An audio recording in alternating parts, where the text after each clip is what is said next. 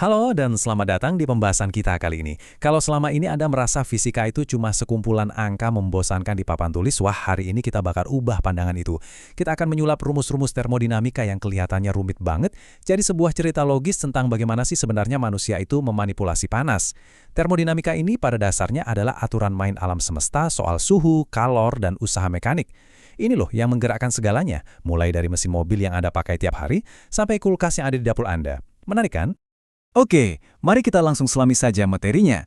Perjalanan kita hari ini akan melewati beberapa titik penting, mulai dari aturan dasar fisiknya, hukum pertama termodinamika, konsep mesin kalor, siklus Carnot, prinsip mesin pendingin, sampai ke cara kita mengukur kinerjanya. Nah, kita masuk ke bagian pertama. Mari kita tentukan dulu arena bermain kita, yaitu tentang sistem dan lingkungan. Di dalam termodinamika, kita selalu membelah alam semesta jadi dua bagian saja, sistem dan lingkungan.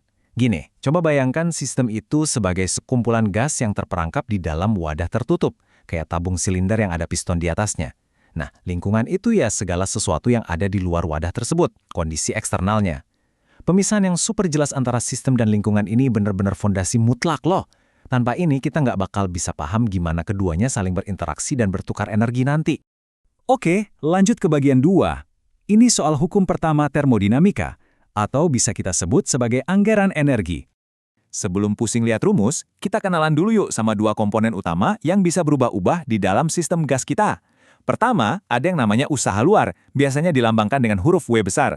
Usaha ini secara fisik terjadi kalau volume gasnya berubah. Jadi, kalau gas dipanaskan, lalu dia memuai dan berhasil mendorong piston ke atas, nah itu tandanya dia sedang melakukan usaha fisik. Terus yang kedua, ada perubahan energi dalam atau delta U. Energi dalam ini sangat bergantung pada suhu. Gampangnya kalau suhu gas di dalam tabung itu naik atau turun, energi dalamnya sudah pasti bakal ikut berubah. Nah, poin yang paling krusial ada di persamaan fundamental ini. Q sama dengan W ditambah delta U. Ini dia hukum pertama termodinamika. Inti dari hukum ini adalah energi itu sifatnya kekal, nggak bisa hilang. Coba bayangkan ini seperti buku catatan anggaran keuangan yang sangat-sangat ketat. Kalor atau energi panas yang masuk ke dalam sistem, yaitu CQ, itu harus dibelanjakan untuk melakukan usaha fisik, atau W, atau ditabung sebagai perubahan energi dalam si delta U tadi. Nggak ada ceritanya energi menguap hilang begitu saja secara gaib. Semua saldonya harus tercatat seimbang. Karena kita lagi berurusan dengan anggaran energi alam semesta layaknya seorang akuntan yang teliti, arah aliran energi itu jadi penting banget buat dicatat. Aturan di tabel ini tuh sangat logis. Nilai positif secara umum berarti sistem kita lagi dapat asupan atau berekspansi. Q itu positif kalau sistem terima kalor, W positif kalau sistem memuai, volumenya bertambah, dan delta U positif kalau suhunya naik. Sebaliknya, nilai negatif itu berarti sistem kita lagi kehilangan atau tertekan. Q negatif waktu dia ngelepas kalor, W negatif waktu sistem yang dimampatkan atau ditekan dari luar, dan delta U negatif kalau suhunya anjlok ke bawah. Masuk akal banget kan?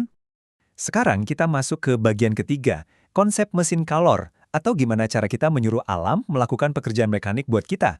Kalau ngomongin mesin kalor, kita wajib banget sebut nama Sadi Carnot. Beliau ini seorang insinyur Prancis yang coba bayangkan ya, di tahun 1824 saat usianya baru 28 tahun, dia sudah berhasil mengusulkan apa yang sekarang kita kenal sebagai mesin Carnot. Terus apa sih spesialnya? Mesin Carnot ini bukan mesin fisik dari besi yang bisa Anda beli ya. Ini adalah mesin teoretis ideal yang bekerja pada siklus yang 100% bisa dibalik atau reversible. Mesin ini adalah sebuah batas matematis absolut. Artinya, ini adalah wujud mesin dengan efisiensi tertinggi yang diizinkan oleh hukum fisika. Bahkan mesin mobil balap paling canggih saat ini pun nggak akan pernah bisa mengalahkan efisiensi ideal dari mesinnya Carnot ini. Berlanjut ke bagian 4, siklus Carnot. Mari kita bongkar 4 langkah sempurna dari mesin teoretis ini. Nah, ini dia yang dengan sangat brilian menunjukkan cara kerjanya. Mari kita perhatikan 4 langkah unik ini berurutan. Pertama, pemuaian isotermal. Di sini sistem menyerap kalor Q1 dari sumber bersuhu panas dan melakukan sebuah usaha. Kedua, pemuaian adiabatik, di mana suhu sistem perlahan turun, tapi dia masih terus melakukan usaha. Langkah ketiga, pemampatan isotermal. Sistem sekarang harus membuang kalor sisa yaitu CQ2 ke tempat yang suhunya lebih dingin sambil menerima usaha dorongan dari luar. Dan terakhir, langkah keempat, pemampatan adiabatik di mana suhunya naik lagi dan kembali persis ke kondisi awal. Siklus ini benar-benar tertutup sempurna. Perubahan total energi dalamnya di satu siklus penuh itu 0. Dan selisih antara panas yang masuk dan panas yang dibuang itulah yang jadi total usaha mekanik kita. Tapi mesin itu kan harus diukur kemampuannya. Nah, disinilah konsep efisiensi bermain. Dilambangkan dengan simbol eta, efisiensi ini pada dasarnya cuma perbandingan simpel. Seberapa banyak sih usaha atau W yang berhasil Anda dapatkan dibandingkan dengan seberapa besar kalor atau Q1 yang Anda masukkan dari sumber panas di awal. Kita bisa hitung pakai rumus 1 dikurang Q2 per Q1 lalu dikali 100%. Atau karena khusus di mesin Carnot ini semuanya proporsional dengan suhu mutlaknya, kita bisa langsung pakai suhu aktual dalam Kelvin. Jadi, efisiensi sama dengan 1 dikurang T2 per T1 dikali 100%. Rumus ini yang dengan tegas ngasih tahu kita batasan kemampuan sebuah mesin panas. Oke, kita beralih ke bagian 5, prinsip mesin pendingin. Bagaimana ceritanya kita melawan kodrat alam buat bikin sesuatu jadi dingin?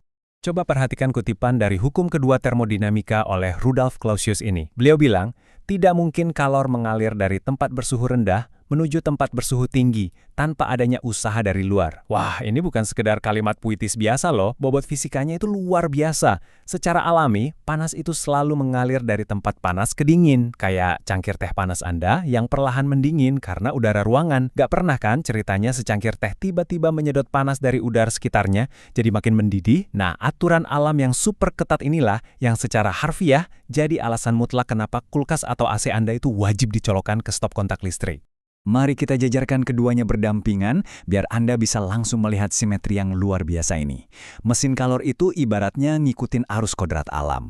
Dia membiarkan panas mengalir alami dari suhu tinggi ke suhu rendah, dan dari situ dia menghasilkan usaha atau W yang bisa kita manfaatkan. Nah, sebaliknya, mesin pendingin ini adalah si pemberontak. Dia memaksa kalor mengalir secara nggak wajar, disedot dari tempat yang dingin, lalu dibuang paksa ke tempat yang lebih panas. Dan karena dia mau memaksakan hal yang melawan arah alam ini, ya sudah pasti dia butuh disuapin usaha dari luar. Kelihatan kan perbedaannya? Terakhir, di bagian 6, koefisien kinerja. Bagaimana cara matematis kita mengukur seberapa efektif mesin pendingin ini bekerja? Nah, yang bikin slide ini benar-benar menarik adalah gimana kita agak memutar logika perhitungannya. Untuk mesin pendingin, kita nggak lagi pakai istilah efisiensi, tapi kita pakai koefisien kinerja, atau sering disingkat KP. KP ini dihitung dari rasio antara kalor yang berhasil disedot dari tempat yang dingin, yaitu si Q2, dibandingkan dengan usaha listrik atau W yang kita suplai ke mesinnya. Kalau untuk mesin pendingin Carnot yang ideal, rumusnya jadi T2 dibagi dengan, dalam kurung, T1 dikurang T2, menggunakan skala Kelvin. Intinya simpel kok, semakin besar angka KP yang keluar dari rumus ini, itu berarti semakin hebat dan efektif mesin pendingin tersebut dalam mendinginkan sesuatu dengan asupan listrik yang minim. Biar nggak cuma pusing dan mengawang di rumus saja, mari kita bawa ini ke dunia nyata yuk. Coba bayangkan Anda punya sebuah freezer di rumah dengan daya 160 watt yang menyala non-stop selama 28 jam. Tugas si freezer ini adalah mengubah 12 kg air yang awalnya bersuhu 20 derajat Celcius jadi balok es bersuhu minus 25 derajat Celcius. Dari proses perhitungan termodinamika, antara total energi yang diserap dari air dibagi dengan total kerja energi listrik kompresor freezer, kita dapat nilai koefisien kinerja sebesar 0,35. Angka ini jadi bukti nyata bahwa persamaan-persamaan abstrak yang baru aja kita pelajari nyatanya benar-benar mengatur cara kerja alat elektronik yang nongkrong di dapur kita sehari-hari. Jadi, setelah kita membedah habis hukum-hukum besi yang mengatur energi, pemuaian, batas maksimal efisiensi Carnot, sampai prinsip dasar si mesin pendingin, mari kita renungkan satu pertanyaan ini. Dengan teknologi manusia yang melesat sedemikian pesat, menurut Anda, mungkinkah suatu hari nanti kita berhasil membobol batasan ini dan menciptakan mesin kalor yang efisiensinya 100% sempurna? Atau mungkin bikin kulkas canggih yang bisa membukukan air tanpa butuh listrik setetes pun? Hukum termodinamika yang kita bedah hari ini dengan sangat tegas bilang itu nggak mungkin terjadi. Tapi, justru karena memahami batasan absolut inilah, inovasi para insinyur kita bisa jadi sesuatu yang sangat luar biasa. Terima kasih banyak sudah mengikuti pembahasan kita kali ini, dan pastikan Anda terus kepo dan mempertanyakan bagaimana alam semesta di sekitar Anda ini bekerja.